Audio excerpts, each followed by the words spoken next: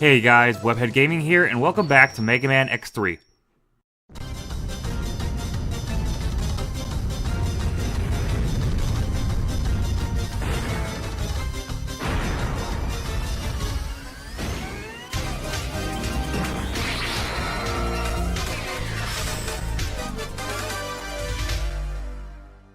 So now we are at Tunnel Rhino stage, and this is my least favorite stage in the entire game. I absolutely dread this area for two reasons. One, it feels incredibly long, it feels incredibly dragged out because there's these long stretches that we gotta go through, and depending on if you have already saw the cutscene with Doppler, Bit and Bite, you'll probably have to run into Bit in this area, and there's already a sub-boss here, and Tunnel Rhino, so you gotta deal with 3 bosses, and this long stretch, filled with dangerous obstacles and enemies. It's just a really dragged out level, and I despise the length of this level, I really do.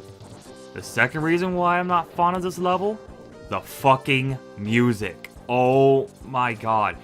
This is by far the worst stage theme out of the entire game, probably in the entire X series, because it's so repetitive, it is so annoying. It's literally the same melody over and over with a few alterations in between. You know, yes, there are some differences in the music here, but for the most part, throughout this entire stretch, you'll be hearing den den den den den den den den over and over, and it's so degrading on the ears. I despise the music in Tunnel Rhino stage. I absolutely hate it. Right there, you just saw that was the boss room that you would be fighting Bit or Bite, and thankfully Bit didn't show up, otherwise this would take forever. Ugh. And yeah, this stage is very long. So last part, we acquired the acid bubble from Toxic Seahorse. It's actually a really good weapon. It may not be, at first glance, it may not be that strong looking, but the cool thing about it is that it will always drop ammo, meaning you'll pretty much never run out of it if you're careful with using it. And I really like the acid burst. It's quite powerful, it's quite useful, especially for Tunnel Rhino coming up. So up here is a sub-boss, and it's quite unique in terms of design. It's basically this robot with this drill that looks more like a dick, okay? And the basic strategy here is to just climb on the walls, but be careful not to be on the walls too much, otherwise it will leave the drill part, the crotch part, and climb up and try and catch you while the drill part's still going, so that can be annoying. But if you're doing what I'm doing, all he'll do is just keep trying to bang the door. Oh god, that feels so sexual. I apologize.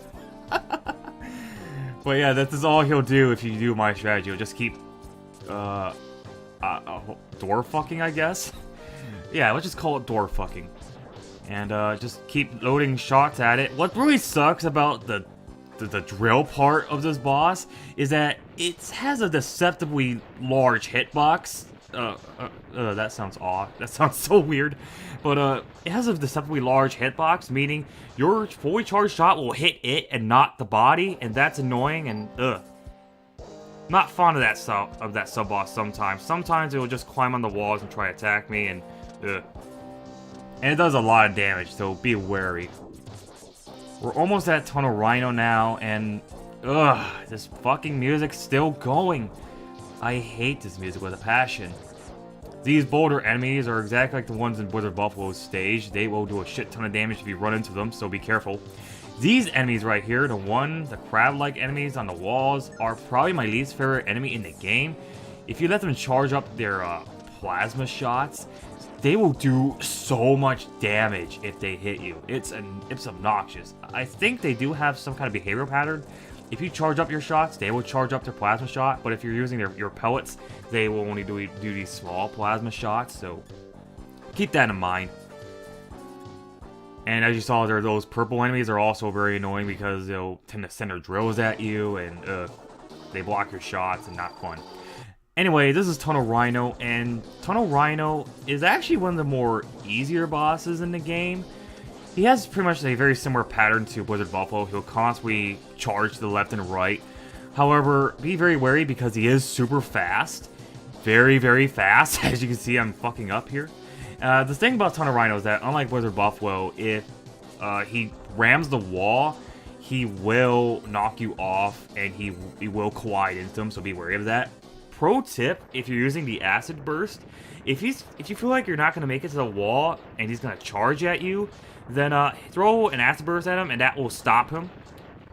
Otherwise, he will occasionally send tornado fangs at you, either forward or he'll send some that are diagonal. So be wary of that. But really, Tunnel Rhino is definitely one of the easier Mavericks. I think he could be a great candidate for your first Maverick, considering the fact that the weapon, Tornado Fang, is incredibly useful for getting some of the items in this game. The Tornado Fang is pretty cool. It will stay on an enemy and do multiple hits on them. Otherwise, it is pretty slow, and yeah, it's not a terrible weapon though. I think it's a pretty good weapon for what it does. So now we're going to be tackling Volt Catfish. Why? Well, he's weak to Tornado Fang, so go figure. Enjoy the cutscene.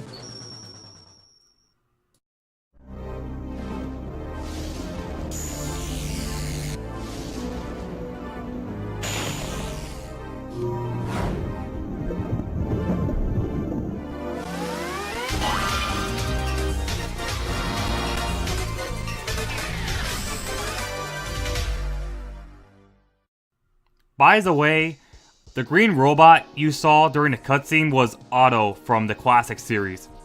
Gotta love those cameos, right? Anyways, this is Volt Catfish's stage. It's actually pretty easy for what it is. Don't go down there. That will lead you to a teleporter, which will take you to a alternate route to fight an optional boss. Now, after the interlude cutscene with Doppler, Bitbite, and the Mysterious Maverick, you are allowed to take on the optional boss at any time during the playthrough. The teleporter is located in each of the main stages, and sometimes it's cleverly hidden, other times it is in plain sight, like here in Volt Catfish's stage. Volt Catfish's stage is actually the fastest way to get to the alternate route, so feel free to go back to the start of the stage and use that green platform. Now, there are a couple rules you need to follow. One, if you go into the teleporter, you won't be able to leave until you either kill the optional boss or get a game over. And you also need to beat the optional boss before you take out all of the Mavericks. If you take on the last Maverick and try to go to the optional area after you kill the last Maverick, you will lose access to it. So be very wary of that. Also, be prepared because it's not particularly easy to go through. In case you're wondering, I take on the optional boss after I killed 7 of the Mavericks. So yeah. Blech. What you saw me collect was a heart tank. It's above a pit of spikes. Use the air dash to get it. That is the only thing we'll be able to get in this stage for now, because the Dr. Light capsule and the sub tank that's also located in this stage, we won't be able to get until we get specific items that will grant us the ability to get it. It was also the case for Tunnel Rhino stage. In Tunnel Rhino stage, there is a heart tank and a Dr. Light capsule we won't be able to get. We got the sub tank because it's in plain sight, but the Dr. Light capsule and heart tank we won't be able to get until we get the weapon from the very boss of the stage, Volt Catfish. Kind of inconvenient if you ask me. But we also need to get the arm parts, which are located later on in Neon Tiger stage, which you need the Tornado Fang to get, by the way. So yay. Again, I'm not fond of the backtracking. Not fond of it at all. I'm almost dead. You gotta be careful with these enemies on the walls. They're not as bad as the crab-like enemies we saw earlier in Tunnel Rhino stage, but they can still hit really hard. I'm actually kind of shocked that those enemies aren't in the stage, by the way. I mean, they look like they would come straight from here, but that's not the case. You don't see them at all in this stage. Instead, it's these robots that form a barrier when you blow up the the turrets on their heads, and that can kill the pace. And I also am not fond of those red robots with the missiles. They're really annoying to kill. Regardless, this is Volt Catfish. Volt Catfish is pretty simple with his weakness because he's basically exactly like Toxic Seahorse. He'll jump at you every time you hit him with his weakness. And if you don't do this, then Volt Catfish is definitely a tricky Maverick to fight because he'll throw all these sparks that will travel along the walls. He'll fire these 3 large sparks that you need to like wall jump to the very edge to avoid, and then he'll suck them up, so you gotta be very careful. And when he's at half health, he'll go to the center of the room to charge, and he'll be throwing all these these small sparks all over the place at random, and he'll charge at you after 7 rumbles, and it can be a pretty hectic fight. But with the Tornado Fang, you don't get to see any of that because it completely decimates his AI. It resets his pattern entirely, and it's such it's such a joke with the weakness. Again, the weaknesses decimate the AI on these Mavericks. It's so pathetic. You hit Volt Catfish with the Tornado Fang, it will reset into where he'll jump like a dumbass, and then when you get to the center of the room, it becomes a cakewalk because he'll constantly jump up and down every time you hit him with it, and it's just, They're treated like defenseless babies with the weakness. It's so sad. By defeating Volt Catfish, we get the Triad Thunder, which is kind of like a electric shield. It's actually a pretty cool weapon, and it's pretty effective against the next Maverick we'll be taking on, which is Crush Crawfish. And yeah, enjoy the cutscene.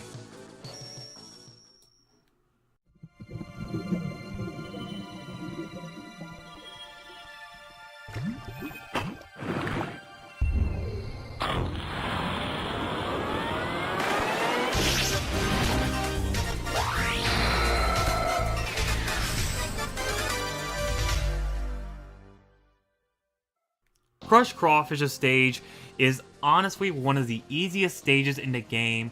You should have no problems here. Many of the enemies can either be skipped over or taken out very easily. And this first stretch is a joke. If you do what I'm doing, you won't take any damage whatsoever. It's an absolute joke. And there are items to get here, but we won't acquire any of it until we have the proper equipment, which is stupid. Fuck the weakness order, it can suck my dick when it comes to item collecting. But regardless, we are now at one of the 2 bosses we need to take on during the 8 main stages. It is Bit, and when you first try out Bit, you're probably going to die a few times. You're probably going to get confused on what to do.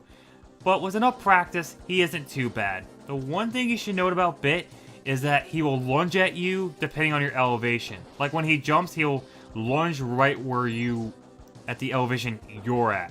So my advice is to jump when he jumps, and then he'll be at an elevation where he won't hit you, and then you can use a weapon of your choosing. He's weak to the Frost Shield or Triad Thunder. I went with Frost Shield because I need Triad Thunder for Crush Crawfish because he's also weak to it.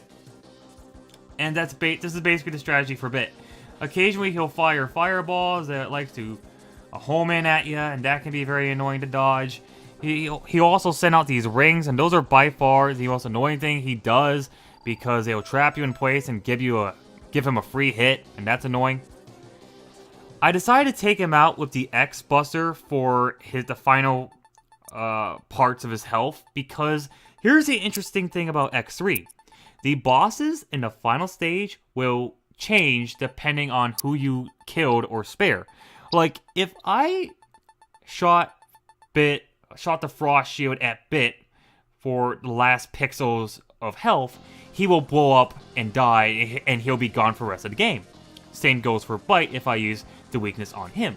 However, if I hit him with anything that is not his weakness, he will fuck off and will come back later on. Same goes for Bite, same goes for the optional boss. So, depending on who you kill, you'll get a different experience in the final stages, and I like that. I really like that idea a lot. It adds for replayability, and you know, it's just so damn unique. I really like that aspect of X3. So now that we've taken care of Bit, we are going to finish up the stage, and again, it's very easy, not too hard at all. These robots that fire these spike chains at you, they're not too difficult. They are annoying to deal with, so I just recommend skipping them. But they aren't too bad because their chain balls don't go very far, and yeah.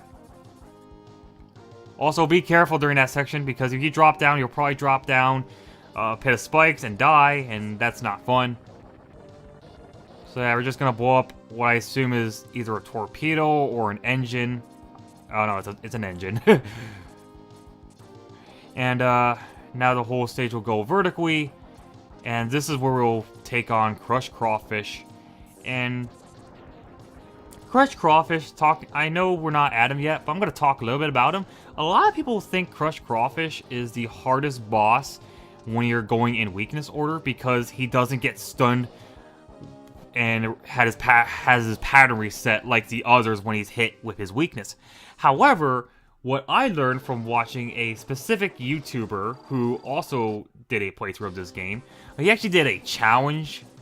I think it was the Kirby challenge, and basically what he did when it came to Crush Crawfish is he went up here to the very top of the wall and have Crush Crawfish send out these I don't know what they are, but they trap you.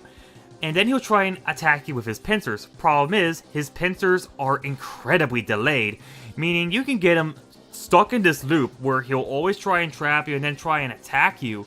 But because you're so much faster than him, he will always miss you. And it makes him such a pathetic weakling. Once you know how to manipulate him during this first battle, he's an absolute joke. If you don't know this, then he is a pain in the ass because he'll grab you, he'll shave off a lot of your health really quickly, and it's really just best to exploit his AI to have a good time with him.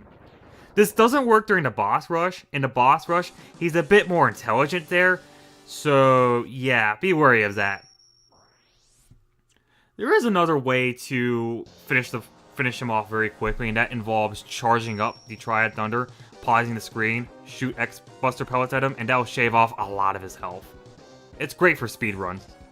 By defeating Crush Crawfish, we get, by far, my favorite weapon in the game, the Spinning Blade. It is so damn powerful and super effective against a lot of these standard enemies in this game. It's really awesome. See you in the next part.